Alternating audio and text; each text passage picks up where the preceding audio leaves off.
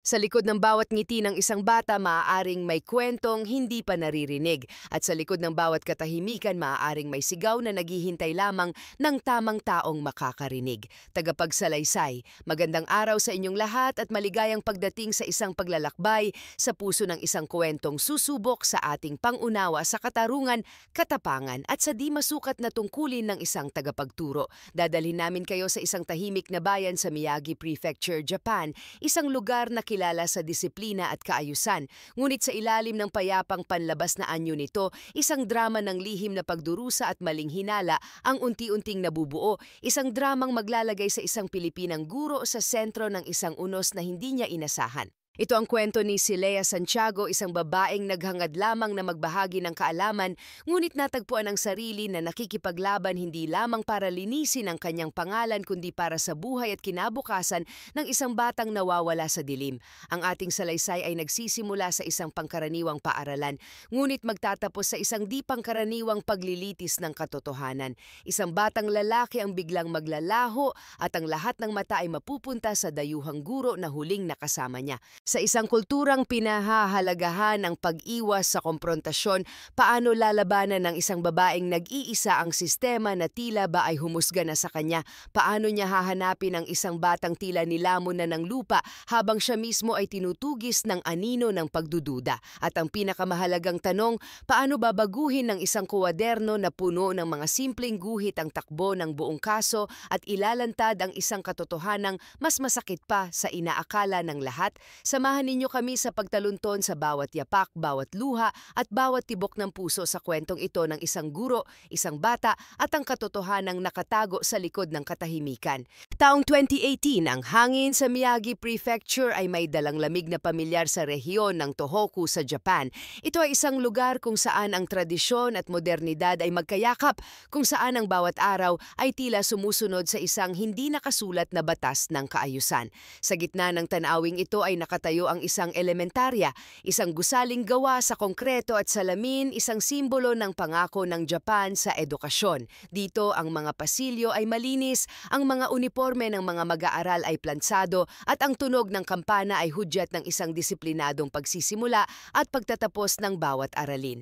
Ngunit sa loob ng mga pader na ito, isang kwentong taliwas sa kaayusan ang nagsisimula ng mamuo. Dito natin makikilala si Silea Santiago, 29 na taong gulang. Para sa kanyang mga kasamahan, siya ang sensei mula sa Pilipinas, isang English teacher na bahagi ng isang exchange program. Ngunit para sa kanyang sarili, si Leia, gaya ng tawag sa kanya, ay higit pa roon. Dala niya ang init at sigla ng kanyang pinagmulan sa Pampanga, isang stark na kaibahan sa kilalang reserbadong kultura ng kanyang mga bagong katrabaho. Bago niya tinahak ang landas patungong Japan, siya ay isang guro sa isang pampublikong paaralan sa Pilipinas. Hinuhubog ang isipan ng mga kabataan sa gitna ng limitadong rekurso ngunit saganang puso. Ang pangarap ng mas magandang oportunidad ang nagtulak sa kanya na lisanin ang pamilyar na tanawin. Hindi siya basta sumabak, nagpakadalubhasa siya. Pinag-aralan niya ang Nihongo hanggang sa maging matatas, isinapuso niya ang mga komplikadong tuntunin ng kanilang kultura, ang pagyuko, ang kahalagahan ng grupo kaysa sa individual, ang sining ng pagbabasa sa pagitan ng mga salita. Sa kanyang silid-aralan, si Leia ay isang bugso ng sariwang hangin. Ang kanyang mga aralin ay puno ng buhay, ng mga laro at awit na naglalayong gawing masaya ang pag-aaral ng isang banyagang wika. Naging malapit siya sa ilan sa kanyang mga estudyante, ang mga batang nakakita sa kanyang ngiti bilang isang imbitasyon sa isang mas bukas na mundo. Ngunit ang kanyang init ay hindi niyakap ng lahat. Si Miss Yamada, ang head teacher ng elementary grade level, ay isang babaeng hinulma ng tradisyon. Sa kanyang mga mata, ang pagiging banyaga ni Leia ay isang bagay na dapat pagmasdan ng may distansya.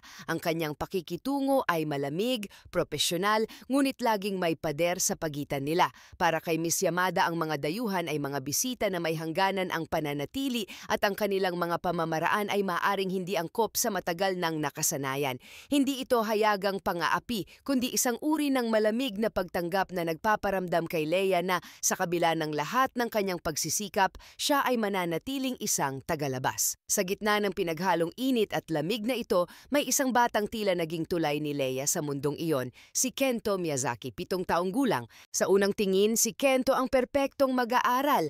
Ang kanyang buhok ay laging maayos maayos na nakagupit, ang kanyang mga mata ay nagniningning sa talino. Lagi siyang maaga sa klase, ang kanyang kamay ang unang tumataas sa tuwing may tanong, at ang kanyang mga takdang aralin ay laging walang mali. Siya ay isang masayahing bata, ngunit ang kanyang saya ay may kakaibang hangganan. Bihira siyang makipaglaro sa iba. Sa oras ng recess, habang ang kanyang mga kaklase ay naghahabulan sa playground, si Kento ay madalas na nasa isang sulok, nagbabasa ng libro o simpleng nakatingin sa malayo. Tila ba siya ay sabik sa atensyon mula sa kanyang mga guro, ngunit iniiwasan ang pakikipag-ugnayan sa kanyang mga kapwa-bata. Bilang isang gurong sanay magmasid, napansin ni Leia ang mga maliliit na detalye na tila hindi nakikita ng iba. Napansin niya ang bahagyang panginginig at pagkabigla ni Kento sa tuwing may mga may edad na lalaki na dumaraan malapit sa kanya sa pasilyo. Napansin niya ang mga galos at pasa sa braso ng bata na laging pilit niyang tinatakpan ng isang pulang jacket kahit pa sa mga araw na mainit ang panahon. "Nadapa po, Sensei!" Iyon ang laging sagot ni Kento na may kasamang isang pilit na ngiti. At higit sa lahat, napansin ni Leia ang pinakakakaibang gawin ng bata, ang madalas nitong pananatili sa hallway pagkatapos ng klase.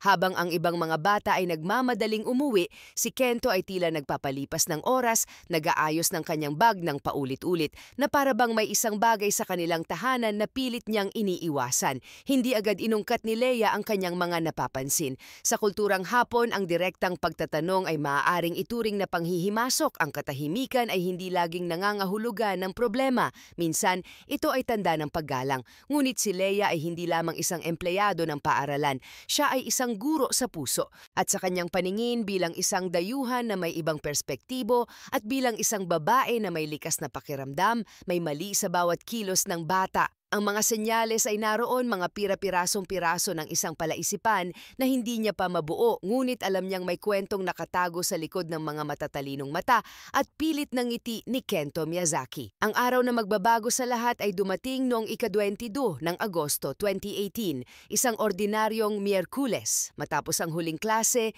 nakita ni Leia si Kento sa hallway gaya ng dati.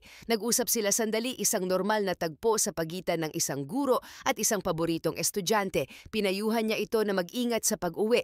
Ngumiti ang bata at tumango bago dahan-dahang naglakad palayo. Ilang minuto lang ang lumipas at si Kento ay nawala na sa kanyang paningin. Naiwan si Leia sa kanyang silid, nag-aayos ng mga papel at naghahanda para sa susunod na araw. Walang kamalay-malay na ang maikling pag-uusap na yon ang magiging simula ng isang bangungot. Hindi niya alam na iyon na pala ang huling pagkakataon na makikita niya si Kento bilang isang ordinaryong estudyante at ang huling sandali na siya ay magiging isang ordinaryong guro lamang. Kinabukasan, magigising siya sa isang mundong puno ng mga tanong, pagdududa at isang malamig na paghihinala na nakatutok sa kanya. Ang katahimikan na matagal niyang pinakiramdaman ay malapit ng mabasag ng isang nakabibinging balita. Si Kento Miyazaki ay hindi nakauwi sa kanilang bahay. Siya ay nawawala. Ang umaga ng Huwebes, ika-23 ng Agosto ay bumati sa paaralan hindi ng karaniwang sigla ng mga bata kundi ng isang mabigat at nakakabinging katahimikan. Ang balita ay kumalat na parang apoy sa tuyong damo. Si Kento Miyazaki, ang isa sa pinakamatalinong mag-aaral, ay hindi umuwi kagabi. Sa una, ito ay isang bulungan lamang sa pagitan ng mga guro at magulang. Ngunit habang lumilipas ang mga oras at walang opisyal na impormasyon kung nasaan ang bata, ang pag-aalala ay naging takot.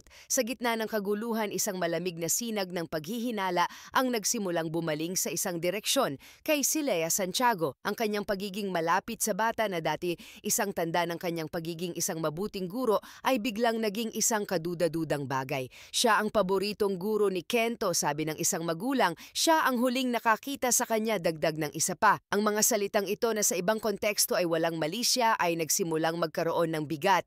Pagsapit ng ikalawang araw ng pagkawala ni Kento Biyernes, ang pamunuan ng paaralan ay napilitang kumilos. Nakausap ng prinsipal ang ama ni Kento, si Mr. Yokota Miyazaki. Sa telepono, ang boses ng ama ay puno ng pag-aalala. Sinabi niya na halos taon-taon ay may mga kaso ng nawawalang bata sa kanilang lugar at hindi niya mapigilang isipin ang pinakamasamang maaaring mangyari. Ang kanyang pagkabalisa ay tila tunay at nakakahawa. At sa pag-uusap na iyon, may isang pangalan na binanggit na nagsilbing gatong sa apoy. Si Miss Yamada, ang head teacher, ang nagsabi na ang huling taong nakitang kasama ni Kento ay si Leia Santiago, ang guro mula sa Pilipinas. Iyon lang ang kailangan ni Mr. Miyazaki. Ang kanyang pag-aalala ay mabilis na naging isang direktang paratang. Para sa kanya, ang lohika ay simple. Ang dayuhang guro na ito na laging malapit sa kanyang anak ay malamang na may kinalaman sa pagkawala nito. Ang kanyang salita bilang isang ama at isang lokal na residente ay may bigat. Mabilis na ipinarating ng paaralan ang impormasyong ito sa pulisya. Makalipas ang ilang oras, 2 pulis na nakasuot ng uniforme ang dumating sa apartment ni Leia. Inimbitahan siya para sa isang joshu, isang routine questioning. Sinubukan ni Leia na manatiling kalmado. Inisip niya na ito ay isang normal na proseso lamang na kinakausap nila ang lahat ng maaaring may alam. Ngunit habang nasa loob ng interrogation room, naramdaman niya ang pagbabago sa hangin. Ang mga tanong ay hindi na simpleng pag-alam ng impormasyon. Ang tono ng mga awtoridad ay may diin, ang kanilang mga mata ay mapanuri. Naramdaman niya ito, hindi siya isang saksi kundi isang posibleng suspek. Ayon sa isang magulang, sabi ng isang investigador, nakita ka raw niya at si Kento na magkasabay na naglalakad palabas ng gate bandang 4:00 ng hapon. Ito ba ay totoo? Naalala ni Leia, totoo nga pagkatapos niyang ayusin ang kanyang mga gamit, naglakad siya palabas at nakasabay niya si Kento. Ngunit hindi niya maintindihan kung bakit iyon naging kahina-hinala. Isang guro na naglalakad kasama ang isang estudyante, ano ang mali roon? Ipinaliwanag niya ang nangyari, ngunit tila ba ang kanyang mga salita ay tumatama lamang sa isang pader ng kawalan ng tiwala.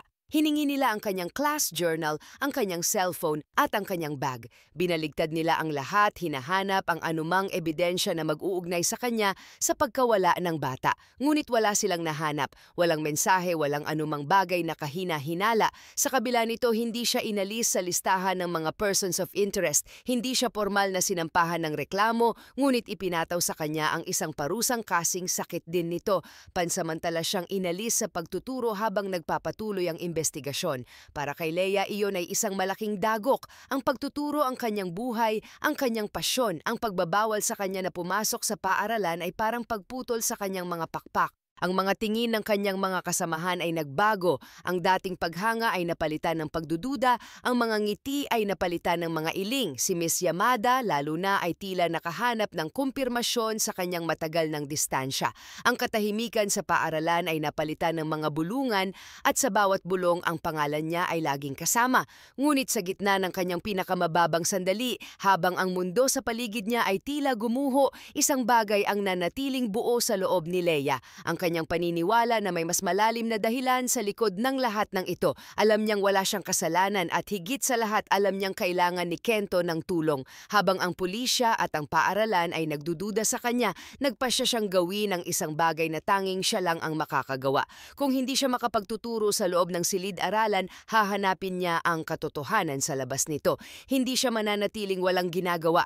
Sisimulan niyang buuin ang palaisipan, piraso bawat piraso kahit na siya pa ang mag-isa. Inalis man sa kanyang silid-aralan, hindi napigilan si Leia na gamitin ang pinakamalakas niyang sandata.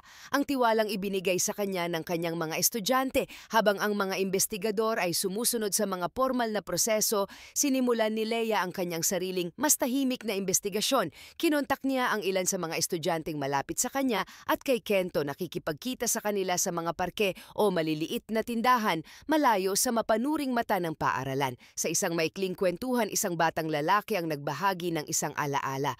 Minsan daw niyang nakita si Kento sa banyo ng paaralan, umiiyak ng tahimik. May pasa raw ito sa braso at may narinig daw siyang isang mababang tinig mula sa cellphone ng bata noon, parang sigaw ng isang lalaki. Ang detalye ay malabo, ngunit para kay Leia ito ay isang mahalagang sinag ng liwanag. Ang mga pasa ang pag-iyak, ito ay nagpapatunay na ang kanyang mga naunang obserbasyon ay hindi bunga ng kanyang imahinasyon. Gabi-gabi, halos hindi makatulog si Leia. Ang mga salita ng mga pulis, ang malamig na tingin ni Miss Yamada at ang mukha ng nag-aalalang ama ni Kento ay paulit-ulit na naglalaro sa kanyang isipan. Hindi man siya opisyal na inaakusahan, batid niyang kailangan niyang linisin ang kanyang pangalan. Ngunit higit pa roon, nararamdaman niya ang isang kagyat na pangangailangan na mahanap si Kento. Ang bawat oras na lumilipas ay maaaring maging panganib para sa bata.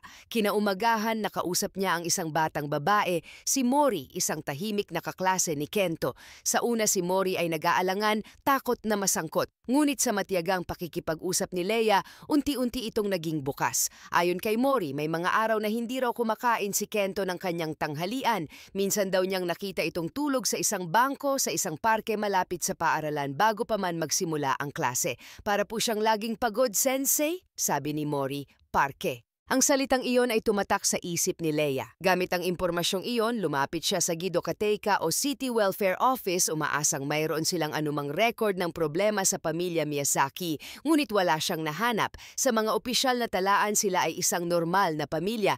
Dahil dito, nagdesisyon si Leia na puntahan ang parkeng binanggit ni Mori. Ito ay isang luma at medyo napabayaang playground, nakatago sa gilid ng isang riles ng tren, hindi kalayuan sa eskwelahan. Ang pintura ng mga swing ay natutuklap na at ang isang slide ay may siyasat ay may basag. Habang nililibot niya ang lugar, may isang bagay na nakaagaw ng kanyang pansin sa likod ng isang sirang bangko na natatakpan ng matataas na damo. Isang kwaderno, basang-basa na ang ilang pahina nito dahil sa hamog ng gabi, ngunit may mga pahinang nananatiling buo. Nang buksan niya ito, nakita niya ang mga drawing na hindi pangkaraniwan para sa isang bata. May guhit ng isang maliit na bata na nakatayo sa tabi ng isang babaeng nakangiti, marahil ang kanyang ina. Sa ibabaw ng mga ulap, may mga pahina na puno lang ng mga galit na scribble, mga guhit na tila isinulat ng may puwersa at panggigigil.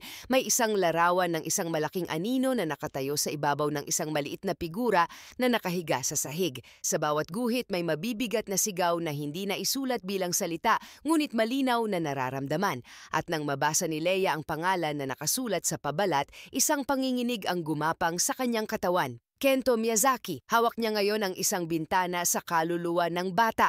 Ito na ang ebidensyang matagal na niyang hinahanap, isang patunay na ang pagdurusa ni Kento ay totoo. Habang ang pulisya ay patuloy sa kanilang malawakang paghahanap, ramdam ni Leia na siya ay mas malapit na sa katotohanan. Ngunit gumawa siya ng isang mapanganib na desisyon. Hindi niya ito agad iniulat sa pulisya. Batid niyang may mas malalim na dahilan kung bakit nawawala si Kento. Kung mauuna siyang makita ng kanyang ama o ng mga pulis, maaaring bumalik lang siya sa sitwasyong kanyang tinakasan at ang tunay na kwento ay mananatiling nakatago magpakailanman. Kailangan niyang mahanap si Kento hindi para isuko sa mga autoridad, kundi para pakinggan ika-25 ng Agosto 2018. 3 araw na ang nakalipas mula nang mawala si Kento. Ang pag-aalala sa komunidad ay nasa kasukdulan na. Tumutulong na rin ang ilang residente sa paghahanap, nagsusuklay sa mga kakahuyan at ilog sa takot na baka tuluyan ng napahamak ang bata. Bitbit ang kuwaderno na tila isang mapa patungo sa katotohanan, sinimulan ni Leia ang kanyang sistematikong pag-ikot sa mga lugar na dating nabanggit ng mga estudyante. Isang lumang basketball court, ilang blok mula sa eskwela, isang maliit na footbridge kung saan minsang nakita si Kento na nakatambay mag-isa, at ang huli sa kanyang listahan, isang abandonadong bicycle shop. Sarado na ito simula nang masunog ang kabilang bahagi nito 2 taon na ang nakalipas. Ito ay isang lugar na iniiwasan ng mga tao, isang peklat sa maayos na tanawin ng bayan. 9:00 na ng gabi ang langit ay bumuhos ng malakas na ulan na nagpapatila sa mga tao sa lansangan. Ngunit para kay Leia ang ulan ay isang takip. Hawak ang isang maliit na flashlight, tinahak niya ang makipot na iskinita na papunta sa likod ng sirang tindahan. Ang amoy ng nabubulok na kahoy at kalawang ay sumalubong sa kanya. Ang tanging naririnig niya ay ang patak ng ulan sa mga yerong bubong at ang malakas na kabog ng kanyang dibdib. Itinutok niya ang kanyang flashlight sa kadiliman ng isang tumutulong bubong at doon sa isang sulok nakita niya ang isang figura. Nakaupo sa basang karton, yakap-yakap ang mga tuhod, nanginginig. Si Kento, ang kanyang damit ay basang-basa, ang kanyang muka ay maputla at nanghihina. Sa tabi niya ay ang kanyang backpack at isang maliit na piraso ng tinapay na bahagyang nakabalot sa plastik. Ngunit basa na rin ng ulan. Dahan-dahang lumapit si Leia, maingat na hindi siya magulat. Hinubad niya ang kanyang coat at maingat na ibinalot sa nanginginig na katawan ng bata. Sa una nabigla si Kento at nagtangkang tumakbo. Ang kanyang mga mata ay puno ng takot. Ngunit nang magsalita si Leia sa malumanay na boses na pamilyar sa kanya, "Kento, ako ito, si Sensei Leia, ligtas ka na." Unti-unti siyang huminahon. Iniabot ni Leia ang ilang pagkain at juice na natira sa kanyang bag. Walang pag-aalinlangan, tinanggap ito ng bata at nagsimulang kumain na parang ilang araw nang hindi nakakakita ng pagkain. Sa sumunod na oras, sa gitna ng walang tigil na ulan, habang nakaupo sila sa dilim, unti-unting inilahad ng bata ang kwento sa likod ng kanyang pagtakas. Ang kanyang ama, ang lalaking dapat na kanyang tagapagtanggol, ay matagal na siyang sinasaktan. Nagsimula ito sa mga sigaw at paninisi at nauwi sa mga pananakit na pisikal. Lumalaraw ito nang pumanaw ang kanyang ina halos 1 taon na ang lumipas. Ang mga pasa sa kanyang katawan na laging tinatakpan ng kanyang pulang jacket ay mga patunay ng isang kalupitang walang nakakaalam. Ngunit hindi lamang ang pisikal na sakit ang nagtulak sa kanya na tumakas. Mas matindi pa ang mga sugat na iniwan ng mga salita. Madalas daw sabihin ng kanyang ama na hindi niya tunay na anak si Kento.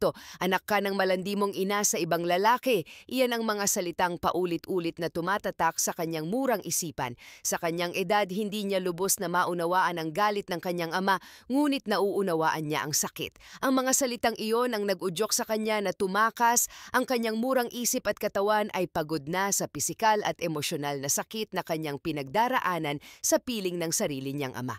Mahal ko po siya, Sensei, sabi ni Kento habang tumutulo ang luha, pero hindi ko na po kaya. Habang nakikinig si Leia, ang kanyang puso ay puno ng pinaghalong galit at awa. Ang lahat ng piraso ng palaisipan ay nagkakasya na. Ang takot ni Kento sa mga lalaki, ang kanyang pag-iwas sa pag-uwi, ang mga guhit sa kanyang kwaderno, lahat ay may dahilan. Sa sandaling iyon, alam ni Leia na ang kanyang misyon ay hindi pa tapos sa paghahanap kay Kento. Ito ay simula pa lamang ng isang mas malaking laban. Sa halip na dalhin agad si Kento sa pulisya kung saan maaaring ibalik lang siya sa kanyang ama, gumawa si Leia ng isa pang kritikal na desisyon. Dinala niya ang bata sa apartment ng isang kaibigang Pilipina na may asawang Japanese nurse, isang taong pamilyar sa proseso ng Child Protection Protocol sa Japan. Doon sa isang ligtas at mainit na lugar, pinatulog nila si Kento at doon din nagsimula silang planuhin ang mga susunod na hakbang. Hindi na ito tungkol sa paglilinis ng kanyang pangalan, ito ay tungkol sa pagliligtas sa buhay ng isang bata. Matapos ang ilang araw ng pag-aalaga kay Kento kung saan unti-unti siyang nagkaroon muli ng lakas at tiwala, formal nang isinampa ni Leia Santiago ang isang report of suspected child abuse laban kay Mr. Yokota Miyazaki. Hindi ito isang simpleng salaysay. Ang kanyang report ay sinusuportahan ng matibay na ebidensya. Ang kuwaderno ni Kento na nagsilbing talaarawan ng kanyang pagdurusa, mga litrato ng mga luma at bagong galos sa katawan ng bata na kuha ng kanyang kaibigang nurse, at isang formal na transcript ng salaysay ni Kento na isinulat sa tulong ng isang rehistradong social worker upang masigurong ito ay naaayon sa batas. Ang kaso ay isinampa sa ilalim ng Jido Fukushiho o Japanese Child Welfare Act. Ngunit ang pagtanggap dito ay hindi naging madali. Sa harap ng sistema, si Mr. Miyazaki ay isang ulirang mamamayan. Isang tahimik na empleyado ng isang manufacturing company, walang criminal record at walang anumang reklamo mula sa mga kapitbahay. Nang matanggap niya ang sulat mula sa Child Welfare Office, agad siyang nagtungo sa mga autoridad, hindi para sumuko kundi para lumaban. Pagdating niya, hindi siya agad pinalapit sa bata. Sa kahilingan na rin ng Jido Sodanjo o ang Child Welfare Council na tumitingin sa kondisyon ni Kento. Sa kanyang galit at pagkadismaya, ibinaling ni Mr. Miyazaki ang lahat ng sisi kay Leia. Tinawag niya itong kidnapper. Siya ang nagtanim ng mga kasinungalingang iyan sa isip ng aking anak. Sigaw niya sa mga opisyal. Binalak din niyang magsampa ng countercharge laban sa Pilipinang guro, isang kaso ng kidnapping at character defamation. Ang babaeng nagligtas sa kanyang anak ay siya na ngayong pinapalabas na kontrabida. Ang laban ay naging mas komplikado, naging salita niya laban sa salita ng isang banyaga. Ngunit sa puntong ito, isang hindi inaasahang bagay ang nangyari. Ang balita tungkol sa opisyal na report ni Leia ay nakarating sa paaralan. 2 pang guro ni Kento mula sa mas mababang baitang na dating nanahimik dahil sa takot o pag-aalinlangan ang nagkaroon ng lakas ng loob na lumapit sa Child Protection Office. Pareho nilang inilahad ang kanilang mga dating obserbasyon. May ilang beses silang nakita si Kento na may pasa na lagi namang sinasabi ng bata na bunga ng pagkadapa o pagkaumpog. May ulat din na may mga pagkakataon na wala itong baon at nakikitang mag-isa sa labas ng paaralan pagkatapos ng klase. Ang kanilang mga testimonya ay nagbigay ng bigat sa kaso ni Leia na nagpapatunay na hindi ito isang biglaang insidente kundi isang pattern ng kapabayaan at posibleng pang-aabuso. Sa tulong ng isang abogado na ibinigay ng isang non-profit organization, sinimulan ang formal na pagsasampa ng kaso ng child endangerment laban sa ama ni Kento. Samantala si Kento ay pinanatili nananatili sa kustodya ng social welfare ng distrito sa isang ligtas na pasilidad. Unti-unti ang paningin ng komunidad kay Leia ay nagbago. Ang mga bulungan ng pagdududa ay napalitan ng mga bulong ng paghanga. Ang mga gurong dati umiiwas sa kanya ay nagsimula ng tumango at ngumiti. Bagamat may ilan pa ring kagaya ni Miss Yamada na nanatili ang distansya, ang bigat sa kanyang dibdib ay nagsimulang gumaan. Napatunayan na niya ang kanyang katapatan. Gumulong ang investigasyon at dito na lumabas ang pinakabuod ng lahat ng galit ni Mr. Miyazaki. Inamin niya sa mga investigador ang kanyang matagal ng hinala. Naniniwala siyang hindi niya tunay na anak si Kento. Naniwala umano siya na ang kanyang yumaong asawa ay patuloy na nakikipagkita sa dati nitong kasintahan kahit na sila ay kasal na. Sa kanyang isipan, si Kento ay ang buhay na simbolo ng pagtataksil na iyon.